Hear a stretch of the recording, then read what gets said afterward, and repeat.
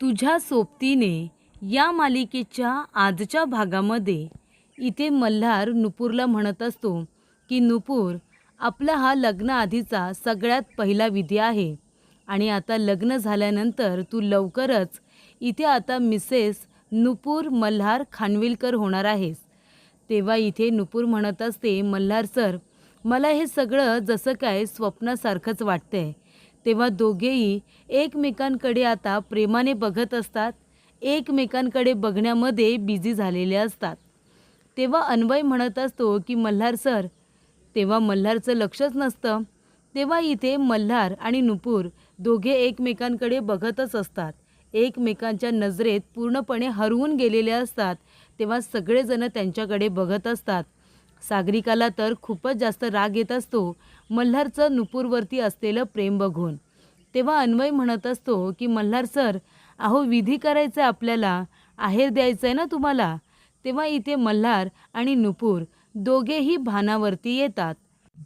तेव्हा अन्वय येतो, मल्हारला इथे टिळा वगैरे लावून औक्षण करतो.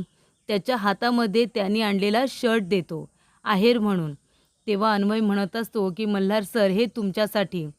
आमच्या परीने जेवढं शक्य झालंय आम्ही तेवढं केलेलं आहे, गोड मानून घ्या. तेव्हा सागरिका पुन्हा इथे इरावतीला खुणावते. तेव्हा इरावती काही बोलायला जाणार की हा शर्ट, तेवढ्यातच मल्हार म्हणतो की हा तर माझा फेवरेट कलर आहे, हा माझा फेवरेट कलर आहे दादा, मला तुम्ही दिलेलं शर्ट खूपच जास्त आवडलं. तेव्हा इथे अन्वयला समजलेलं असतं की इरावती आता शर्टला सुद्धा नाव ठेवणारच असते, पण मल्हारने ती बाजू एकदम व्यवस्थित सांभाळून घेतलेली असते. आता वेळ आलेली असती नुपूरची. नुपूरला आहेर देण्यासाठी तिथे रेवती मावशी आलेली असते. ती सुद्धा औक्षण करते, हळद कुंकू लावते आणि तिला आता साडी देते. तेव्हा नुपूर ती साडी आनंदाने स्वीकारते आणि म्हणते की पाया पडते, आशीर्वाद द्या. आणि ती रेवतीच्या पाया पडते. तेव्हा रेवती तिला आशीर्वाद देते आणि म्हणते की सौभाग्यवती भव, तुझ्या सौभाग्याची तू काळजी घे. तेव्हा इथे नुपूरला लक्षात येतं की आधी वेदांत तिच्या आयुष्यातून लग्नाच्या दिवशीच गेला होता. तेव्हा रेवतीच्या मनामध्ये ती भीती आहे आणि म्हणूनच तिने आशीर्वाद देताना सुद्धा सौभाग्यवती भव असंच दिला होता. तेव्हा नुपूर म्हणते की मी माझ्या सौभाग्याची व्यवस्थित काळजी घेईन. आणि तेव्हा इथे साडी दिलेली असते. तर लगेच जिया काय म्हणते, ए नुपूर, अगं आपल्या घरातून तुला दिलेला हा पहिला आहेर आहे ना, जरा उघडून बघ ना, साडी कशी आहे, तुला आवडते का. तेव्हा इथे सागरिकाच्या मैत्रिणी म्हणजे इरावती आणि आर्या म्हणत असतात, अगं तिला तर साडी आवडणारच ना. आणि तसंही तुम्ही इथे खानविलकरांनी जरीसुद्धा हलकी साडी घेतली ना, तरी त्यांच्यासाठी ती खूपच जास्त महागडीच असणार आहे, स्पेशल असणार आहे, बरोबर ना. तेव्हा इथे नुपूर म्हणत असते की माझ्या सासरहून मला मिळालेली ही पहिली साडी आहे. ती हलकी असू दे किंवा महागडी, पण ती माझ्यासाठी स्पेशलच असणार आहे आणि मी ती आनंदाने आणि आदराने स्वीकारणार सुद्धा आहे. तेव्हा इथे साडीचं कवर काढल्यानंतर, बॉक्स उघडल्यानंतर साडी आता बघितली जाते. तर साडीवरती हळद कुंकू सांडलेलं असतं. तेव्हा इथे जियाला खूप मोठा धक्का बसतो आणि इथे रेवती मावशीला सुद्धा आणि तिथे असलेल्या सर्वांनाच. म्हणजे इथे आता शॉक तर झालेला असतो मल्हार की ही अशी साडी कशी दिली. तेव्हा जिया म्हणते, हे काय, नुपूरला जुनी वापरलेली साडी दिली आहे. तेव्हा मल्हार म्हणतो, हे सगळं काय आहे, कुणी केलं हे सगळं, लक्ष देता येत नाही का. तेव्हा इथे सागरिका म्हणत असते, अरे मल्हार, मी तर नवीनच साडी आणली होती. अरे पण आपल्या इथे सर्वंट आहेत ना, त्यांना मी सगळ्या शॉपिंग बॅग्स, सगळ्या इथे मानापानाच्या बॅग्स गाडीमध्ये ठेवायला सांगितल्या होत्या. आता त्यांनी कुठली बॅग ठेवली मला कसं कळणार. तेव्हा इथे सागरिकाने हे सगळं मुद्दामूनच केलेलं असतं. सागरिका येते आणि त्या बॉक्समध्ये नुपूरला ठेवलेली साडी असते. तेव्हा ती साडी बदलून ती बाजूला ठेवते आणि त्याच्यामध्ये एक जुनी वापरलेली साडी ठेवते. सागरिका म्हणते, नुपूरचा हा स्पेशल दिवस आहे ना, पण मी तो अजिबात स्पेशल होऊ देणार नाही आहे, तिला मी जुनी वापरलेलीच साडी देणार. तेव्हा इथे नुपूरच्या लक्षात आलेलं असतं की हे सगळं कुणीतरी मुद्दामूनच केलं. तेव्हा इथे इथे आता मल्हार भडकतो आणि म्हणतो, हे सगळं काय आहे, काय नाटक आहे हे. तेव्हा इथे आर्या आणि इरावती म्हणत असतात, अरे मल्हार, त्यात काय एवढं, तिला तसंही सेकंड हँड वस्तू वापरायची सवयच आहे, म्हणून तर तिला सेकंड हँड साडीसुद्धा नशिबात आली आहे ना. आणि तसंही याआधीसुद्धा सगळ्या विधी झाल्याच होत्या की आता ह्या दुसऱ्यांदा विधी होत आहेत. मग इथे साडीसुद्धा जर जुनी मिळाली तर त्याच्यामध्ये एवढा इश्यू करण्यासारखं काय आहे? जे काही आहे ते गोड मानून घे ना. एवढं इथे नुपूरला स्पेशल फील करून द्यायची काय गरज आहे? तेव्हा इथे सेकंड चान्स मिळाला आहे ते बघायचं. तेव्हा नुपूर म्हणते की अगदी बरोबर, मला सेकंड चान्स मिळाला आहे याचा मला आनंदच आहे. मी सुद्धा सेकंड चान्सवरती बिलीव्ह करते. म्हणून तर माझ्या आयुष्यामध्ये मल्हार सरांच्या रूपाने जर सेकंड चान्स आला आहे तर तो मी का नाही स्वीकारायचा? म्हणून मला जरी जुनी साडी दिली असली ना तरीसुद्धा मी ती आनंदाने स्वीकारेन, कारण ती माझ्यासाठी स्पेशलच असणार आहे. आणि बघा ना त्याच्यावरती हळद कुंकूसुद्धा पडलं आहे, म्हणजे नियतीने मला दिलेला हा आशीर्वाद आहे. कुंकू म्हणजे काय? सौभाग्याचं लेणं. आणि ते मला माझ्या सासरहून आलेल्या साडीवरती पहिल्यांदाच जर मिळाले याचा अर्थ नियतीने, देवाने मला सांगितले की मी मल्हार सरांबरोबर लग्नाचा घेतलेला निर्णय एकदम बरोबर आहे. तेव्हा इथे मल्हार म्हणतो की हे बघ नुपूर, आज मी सगळ्यांच्या वतीने तुला एक प्रॉमिस करतो.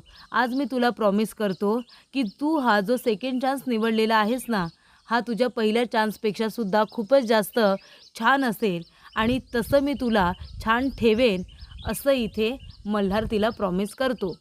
तेव्हा इथे मल्हार नुपूरला घेऊन आता ऑफिसमध्ये आलेला असतो.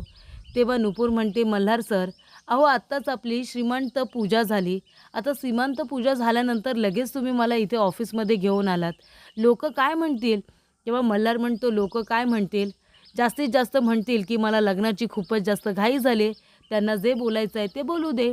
तेव्हा इथे मल्हार म्हणतो की आता बघ, मी इथे तुला छोटंसं प्रेझेंटेशन दाखवणार आहे.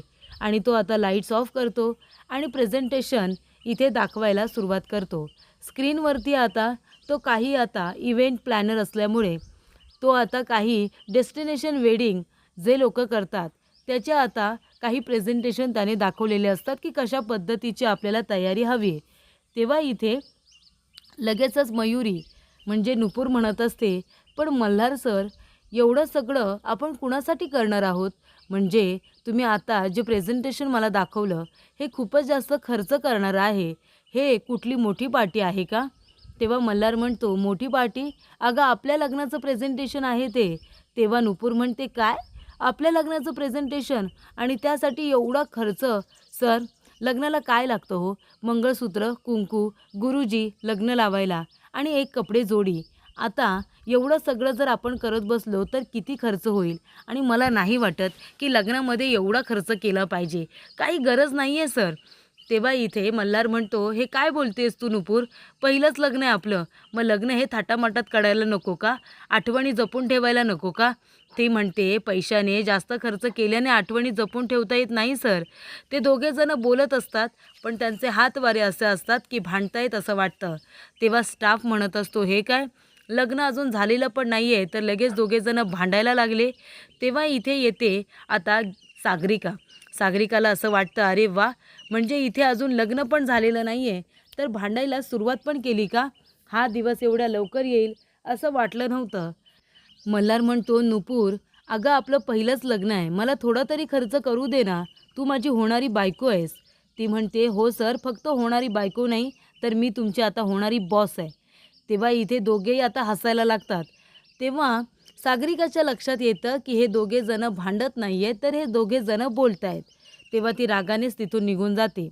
तेव्हा नुपूर म्हणते, सर, तुमचं पण नाही माझं पण नाही, आपण इथे वायफळ खर्च टाळूया. थोडं तुम्ही करा, थोडं मी करेन. त्यानंतर इथे सागरिका चिडलेली असते.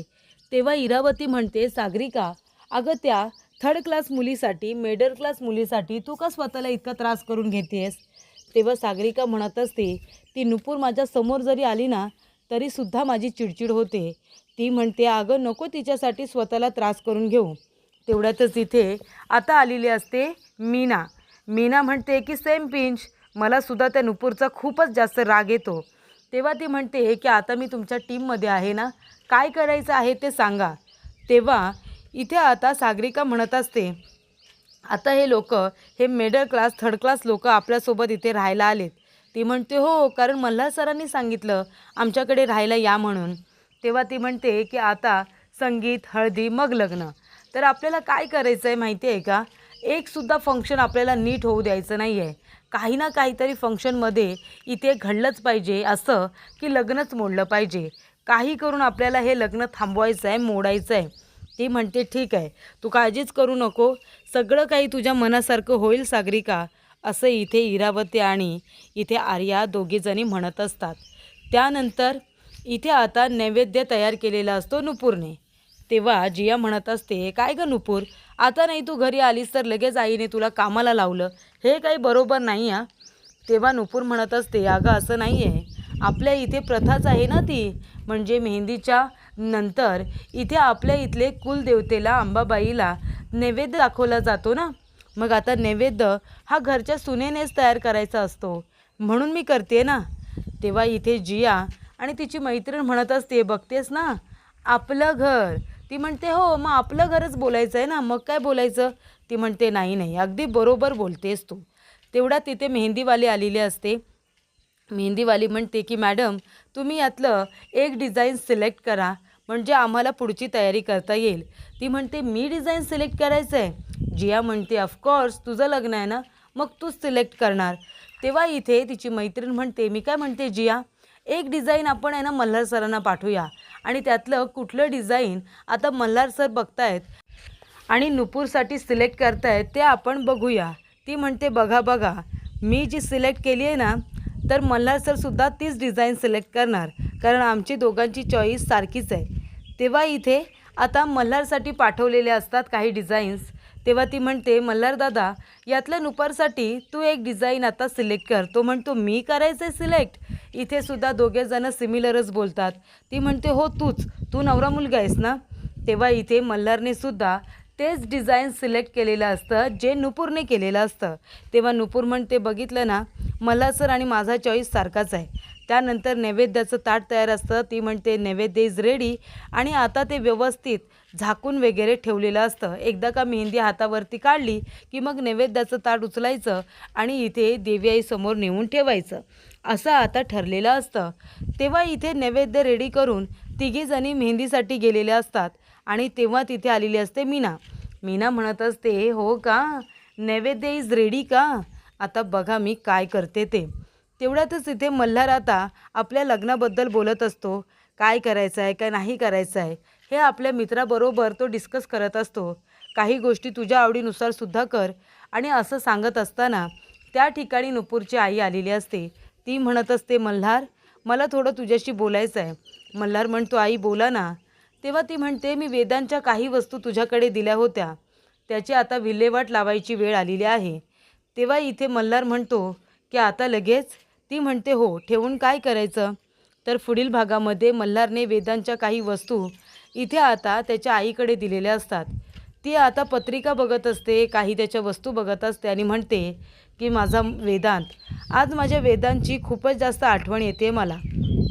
तेव्हा इथे लगेचच मल्हार म्हणतो, तुमचा एक मुलगा जरी तुमच्याकडे नसेल तरी तुम्हाला देवाने दुसरा मुलगा दिलाय ना. ती म्हणते हो, तू सुद्धा मला माझ्या मुलासारखाच आहेस.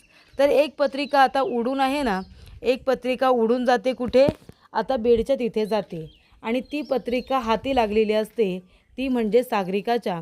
सागरिका म्हणते, हे इथे काय पडले, आणि ती आता तिथे बघत बघत जात असताना काही बायका तिथे आलेल्या असतात.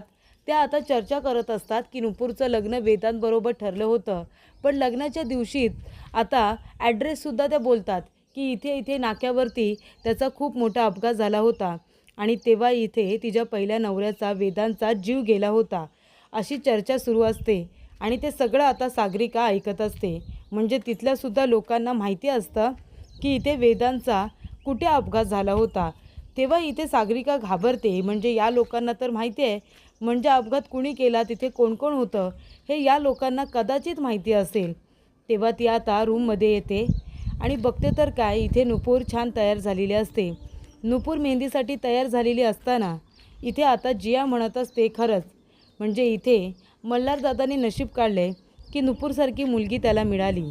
तर इथे सागरिकाला ती पत्रिका मिळाली असते, आणि पत्रिकेवरती आता त्यांचं नाव वगैरे ॲड्रेस सगळं काही असतं. ती पत्रिका बघितल्यानंतर इथे आता सागरिकाच्या पायाखालची जमीनच सरकलेली असते.